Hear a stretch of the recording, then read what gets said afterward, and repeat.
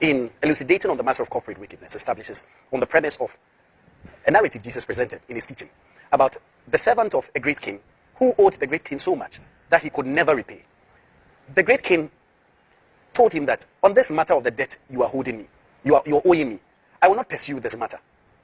The moment this servant left the presence of the king, the servant met another servant who was owing the first servant much less than the first servant owed the king.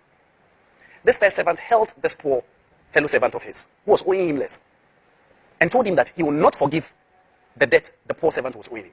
The matter was reported to the king, and the king called that wicked servant and said that you owed me so much more, but I forgave you. And why couldn't you extend that same forgiveness to the person who owed you even less?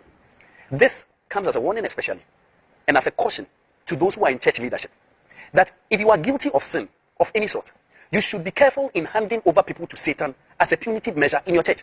You should understand that when you hand over someone to Satan, it is for the destruction of their body, which is imminent to death, even though their soul or their spirit will be saved on the day of judgment. And so if you are in a church, you should understand that if you are a pastor, if you are an apostle, if you are in the fivefold, if you are in church leadership, before you hand over someone to Satan, you must be stain free. The Bible says that before you do that, you should be standing in a place where you are not guilty of sin. Like Jesus